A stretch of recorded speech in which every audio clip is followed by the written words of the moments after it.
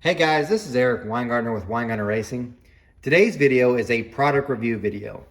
And for those that are new to my channel or don't know this, for 30 bucks, you can send in any head and I will flow it on my flow bench and I will give you an evaluation and I may even do a video about the head. And this way you can see it. If you choose not to, that's fine too. This particular customer didn't send in one head, he sent in three. And this is one of them, but you're going to see a separate video for each one. So let me go and tell you. This one is the ProMaxx, and it's actually this head right here. Yep, the ProMaxx Shocker 225 CNC ported head. That's what this one is. But he also sent in this RHS head for evaluation. This is a 235, and this Edelbrock E210 head for an evaluation. This head's here for just comparison, just for this video. So this head is the ProMaxx 225 CNC ported shocker head. And the customer sent it in, hey, just do an evaluation. He sent a lot of information with it too. So I'm going to get to go through every bit of this. And I'll try to give you as much information about this head besides just the flow numbers. So I'm going to start off with what he sent me. So he sent me this.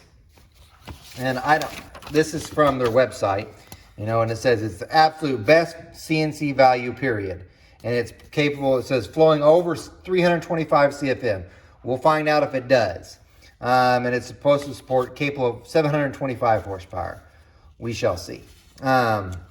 Anyway, the next part tells the price. He sent this. And this is the current price, and he gave us the part number and everything, is $19.23. So it's still a pretty pricey head, being that this head is a Chinese head. This is, in case you're wondering, I'm just going to tell you this straight up. ProMaxx, this is a Chinese copy of this head. This is the Brodix IK 180 head. And this is how it looks. And what they did is they had a Chinese company copied that, and ProMaxx made it. And then they CNC ported it. Now this is different from the porting that you would have from Brodix. This is ProMaxx's sole program. They went ahead and, you know, hand ported it, digitized, and came up with a CNC port program for it. So this is their own CNC program. It's supposed to be 225 cc's.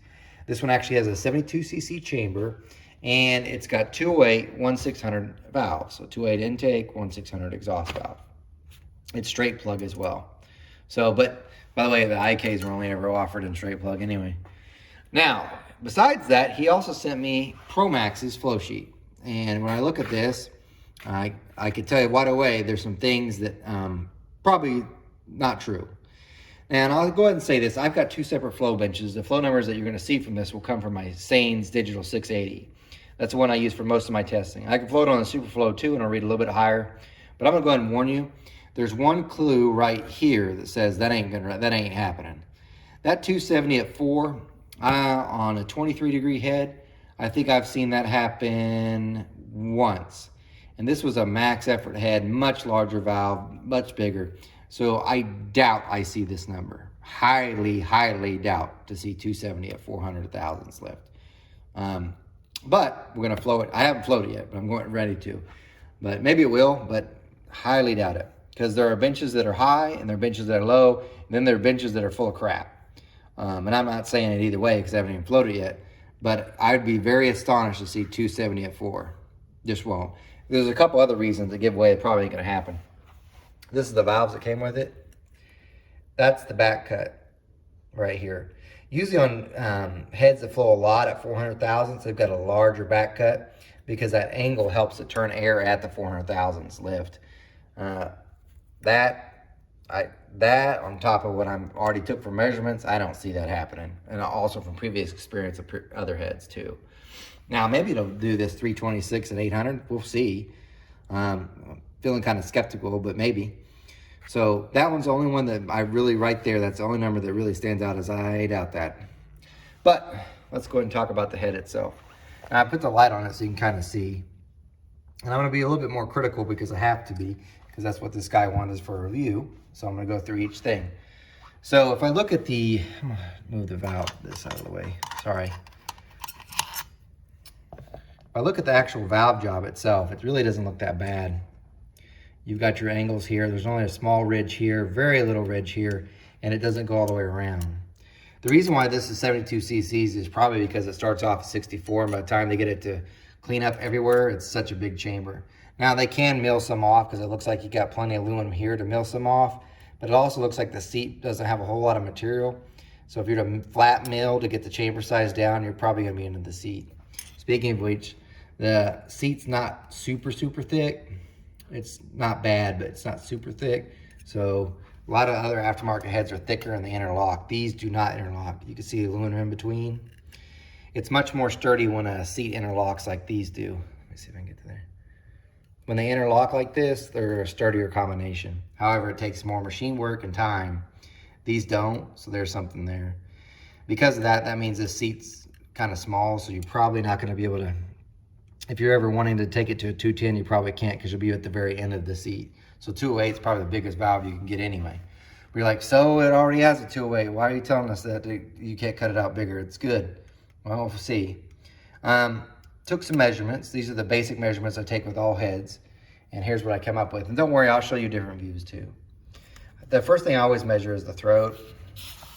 And the throat came up with 90.2%. So it's not too large. Usually if you're around 91%, you're on the bigger side, not bad. 92%, you're just trying for a flow number, unless you really know what you're doing. The bowl itself's 98%, which is pretty good, not bad. I'm gonna go ahead and give you a little speed so you could hear on flow bench stuff. If I measure my area over the short side, typically that tells me what it's actually gonna flow on the flow bench. So for instance, if this was 3.2 square inches, it's gonna flow about 320. This is 2.96, so on average, that's 296 CFM. It may do better. Usually that's a close estimate from this. So if you get this and everything else is right, it's about that or slightly more. So maybe it might, so looking at that number in my mind, without flowing it yet, this says it's probably gonna be 300 to 308, somewhere in that range. That's where I'd put it. I haven't flowed it yet. The push rod pinch is 2.45, which is decent size for the for the cc's of this head. So if you look at 2.45, it works with most combinations. But of course, if you're building something big like a 422, you definitely want more than that. Otherwise, you're gonna have a peak RPM much sooner than what you may want. So anyway, there's that. Let me give you some different views of the heads, and we'll talk about the valve train components because people ask about that too. Here's this view of the intake ports, and they don't really look that bad. They're about a 1206 with a nice corner radius, so that's nice. You could tell where the CNC didn't get, and looks like they had it touched up with just a little bit of cartridge roll. Nothing bad. Doesn't hurt anything, but just kind of showing you. This is the way they had them installed or assembled. I don't like these seals. I'm gonna straight up tell you, these are not my favorite. They're not the worst. So if you see these, doesn't mean the head sucks. It's just not my favorite. These are actually my favorite ones, so they look like this. These are the good seals. They got a metal cladding. They're just, I like them much better. These will actually control oil very well. The only problem I've seen in some cases is they wear out, and I've seen where this top ring here will pop off and somehow it ends up somewhere else. It could be that the retainer crashed into it, but as far as oil control, they do fine. It's just not my favorite. There's not that anything wrong with it, it's just not the one I prefer. So it does have an ID locator, which is a huge, that's good. Many companies, including Brodix, well, I shouldn't say many, other companies like Brodix, they don't put ID locators, and I prefer ID locators because it locates the center of the spring to keep it from dancing. So that's a good, that's nice, they did that. Brodix just put shims, but the cup itself, or the pocket that they cut out, kind of holds the spring. But having that, I prefer this, so that's good. Of course, they got upgraded 7/16 rocker studs. I don't see any ARP marking on it, so I'm assuming it's not an ARP. They do have raised guide plates. Some people prefer that, some don't. I'm not a fan of them because usually they have something like that. It gets weird because like if you don't have the right push rod length, that tip sometimes is right in between and it kind of loses it, but not always. That's a pretty rare scenario. So some people prefer them, some don't. Usually I just do flats. They seem to always work. There's nothing wrong with these, by the way. The springs, these look good for a solid roller setup. They got chrome moly retainers. These ones, I could tell, look kind of like the ones you get from either PBM or from competition products. And they're really common. I don't think there's anything wrong with them. Really good spring. They're just not, I usually don't use that except for my budget stuff. And after all, this is a budget head. So it does look like it has 2 patterns too if you want to use the Vortex. I don't know, many people still use the Vortex pattern, but there's that. Anyway, let's look at the exhaust and then I can get the flow in it. Here is the exhaust. Now it is a D port, so that's common. Brodix actually looks just like this with their D ports, just not as big. I mean, after all, if you look at the, this is their standard IK head. It's a D port, but you know, it's not very large compared to this. Of course, these are ported for a much larger cubic inch, so they're of course bigger. And they don't look that bad. I'll warn you this though, just from feeling this is a head porter thing. The short side doesn't have a whole lot of height, so probably what's gonna happen is the low lift flows, like at this part right here, is not gonna be great. And it's I would say that's probably gonna be about right, 176.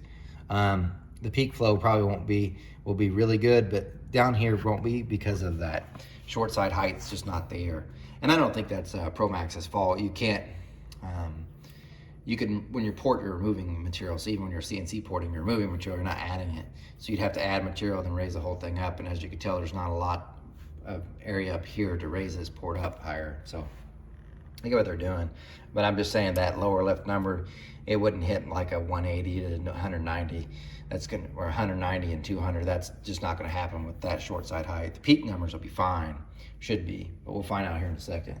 Anyway, that's the head. Let me go ahead and pop it on the bench, and I think I'm gonna float on a 4155 and maybe a 4030 board too. One more thing, I probably should talk about the valves. So I can't tell what valve this is, so I can only tell you what it's not. I don't think it's Ferrea valve because Ferrea doesn't put their numbers like that. It have like a 5,000, 6,000, or a 1 at the front. It just doesn't look like a Ferrea, and usually they stamp theirs, but not always because they've been using some blanks. But the way it's swirl polished kind of tells me that way, that theirs looks kind of like that from the 5000 series. But there's another clue, the back cut, if you can see how rough it is. Yeah, that's not Ferrea. Also, Ferrea doesn't put back cuts on most of their valves, so this could have been something that ProMaxx did afterwards. But I don't really know whose brand this is. I just know whose it's not, and I doubt it's Ferrea. But anyway, it's got a back cut on the intake. This is the exhaust valve, no back cut. And by the way, you don't really need one on the exhaust. Although if you add a back cut to the exhaust, it will flow better at low lifts and looks better on the bench, but it also hurts reversion, as in it makes reversion worse. So that's the reason why I don't put a back cut on the exhaust valve. So anyway, let's pop this on the bench and see what it does. This is the small block Chevy ProMaxx 225 CNC ported head, 4155 bore, just the intake flow. Oh, I've got all the way down, the retainer's actually hitting the seal. So this is as best as it's going to do.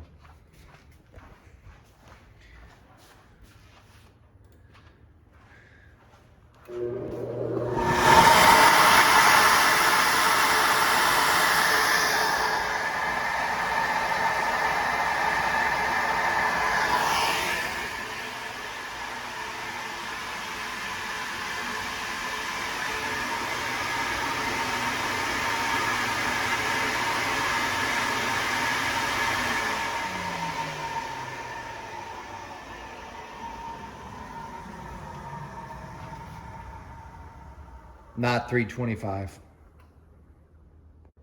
I did spot this problem when I was flowing the head, just something to keep in mind. I think when they tried to make the chambers bigger so that the CNC cleaned up all the way, they removed too much from this spot. Let me show you. This is the spark plug.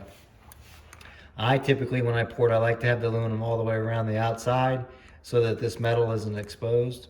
Now this is the cooler side of the chamber, but I don't like this because this is going to be the hot spot right there, that edge. So if you want to know what will cause detonation, that. So, however, the cool charge is coming in, so maybe it was not as effective, but typically the steel conducts heat so much better. So if you're talking about things that will cause preignition and issues, it's the steel being exposed. When it's rounded off like this other side, or kind of captured, it can get some of the heat out through the aluminum, and it's not just exposed to the heat constantly. But again, the cool air is coming in, so maybe that might help, but I don't like that. Let me show you the numbers. So first I floated on my CNC bench. I just wanted to make sure.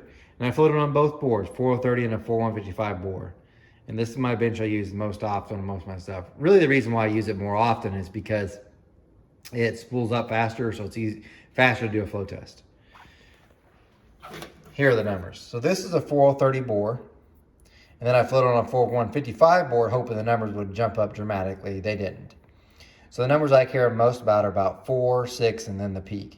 If I look at 4, remember they claimed 270. I told you that wasn't going to happen. 247, 249. Yeah. And then at peak they claimed at 800 it's supposed to flow 325. 283 on the smaller, or 284 on the smaller bore, 291.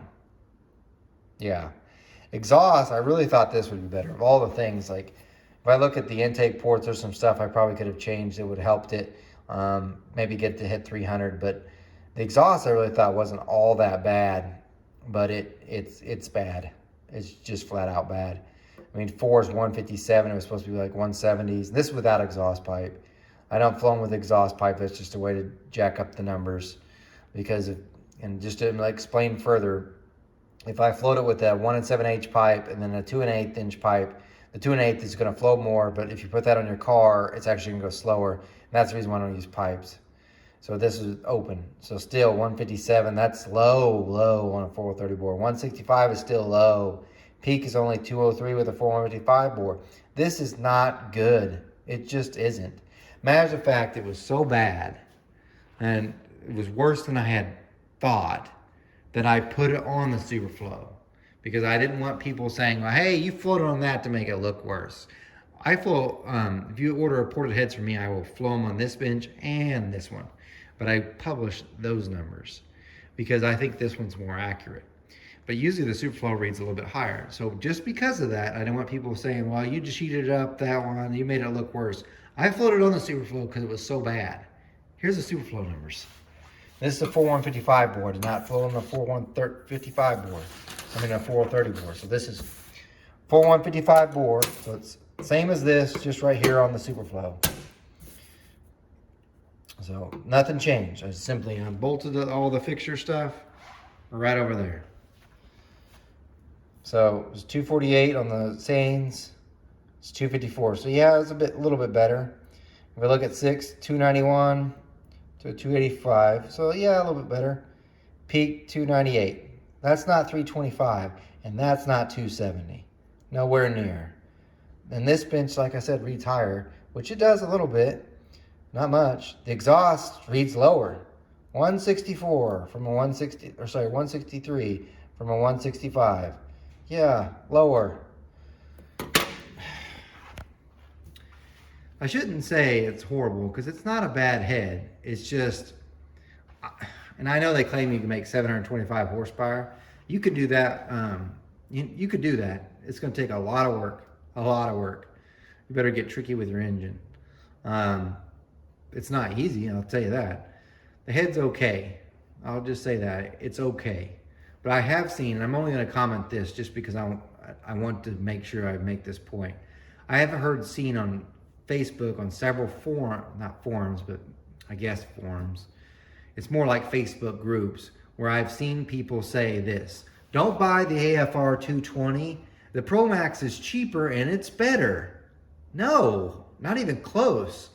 Just to give you an idea, the AFR 210 flows more than this. Not the 220, the 210. And the matter of fact, to make things worse, the 195 competition flows better than this. I'm like, well, that's considerably more expensive. Yes, it is. But I can tell you, the AFR is going to stomp the dog shit out of this head. So don't comment that. This is a nice head. It's not the AFR. So, and the price right now, $1933, that's not that much cheaper than AFRs right now. So, I don't want to sound like I'm bashing the head. It's a good head. You just don't put it in different leagues. It's in a league of its own. That's all I could say about that. So, hopefully you got some stuff to think about. Probably people think I'm bashing this head, but you want an honest opinion when you come to my channel, and I'll give it. Even if it's a head I really, really like, I will tell you my honest opinion, and that's it. So, there you go. You guys, thanks for watching. And I do want to add one more thing. And this is not related to cylinder heads at all, but I was so astonished this weekend that I had to share it. I had the best catfish I've ever had in my life. And I'm a huge fish eater. I especially love catfish, southern. We went to my dad's gravesite in Tonka, Oklahoma, and went to this diner called Mary's Diner. That I just ordered catfish on a whim. The best catfish I've ever had. Small town, holy cow. And I only mention this because I know some of you will be like, why you even add this on? People need to try that because that's a game changer. Game changer. Anyway, remember, I'm no Superman, and you guys take care.